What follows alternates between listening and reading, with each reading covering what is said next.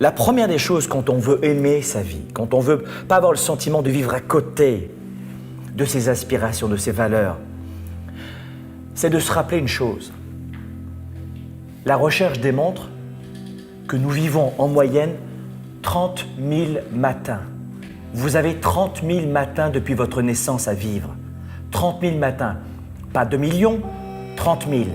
Combien de matins il vous reste à vivre? Et ça, je sais que je suis rude, mais n'oubliez jamais ici que on n'a qu'une vie ici sur Terre et qu'elle est courte, et que ces 30 000 matins, libre à vous d'en faire ce que vous voulez. Et chaque matinée, vous décidez. La deuxième des choses, c'est un peu rude ce que je dis. Ah, mais c'est très vrai. Ça fait réfléchir à mon tati. Mais la deuxième des choses, c'est que ça suffit maintenant, basta, de se comparer sans arrêt aux autres. La vie est dure. À quoi vous la comparez?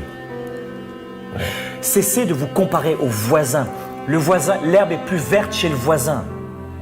Mais ça n'a rien à voir. L'herbe est différente. Cessez de vous comparer aux autres en permanence. Ça, c'est la clé numéro 2. Clé numéro 3, s'il vous plaît, écoutez ce que je vais vous dire. Prenez plus de décisions. Mais de vraies décisions. 80% des actions, des états que nous vivons chaque jour sont en fonction de décisions d'une tierce personne. Ça veut dire, vrai ou faux? Oui.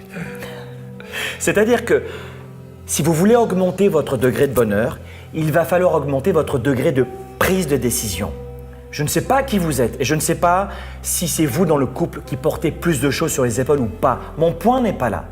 C'est que si vous décidez plus régulièrement, même de petites décisions, je veux manger dans ce restaurant, je veux décider ce que je vais faire cet après-midi, je veux décider ce que je vais penser, ce que je vais croire, ce que je vais voir, qui je vais être dans 5 ans, pas qui je voudrais être, mais qui je vais être dans 5 ans. Et je sais que je vais prendre des décisions pour devenir l'homme et la femme que je veux devenir dans 5 ans. Prenez plus de décisions. Peu de gens font ça. Peu de gens font ça. Il y a une autre astuce, tu vas l'aimer celle-là, tu vas l'adorer. Ça, tu le fais, je te connais, tu le fais. Écoutez-moi bien, celle-là, c'est du bonbon. Anticiper les joies à venir. Anticiper les joies futures. Je vous donne un exemple. Ça touche tout le monde. Vous êtes dans les embouteillages. Et là, ça va pas du tout. Et là, tu es dans les embouteillages, tu es en rendez-vous, il t'en peut plus. Oui ou non? On connaît ça, mon Vous êtes dans une réunion de travail, c'est terrible, j'aime pas être ici. Anticipez les joies, la joie future de vous dire, dans 2 heures, je serai à la maison avec mes enfants, avec mon conjoint, ma conjointe. Dans 2 heures, je pourrai prendre un bon bain. Et tentez de ressentir ce que vous allez vivre. Tentez d'apprécier, de respirer comme vous respiriez à ce moment-là, face à vos enfants, vos partenaires, les gens que vous aimez. Anticipez les joies à venir dans un moment de galère, de trouble et de tension. Ça, c'est du bonbon.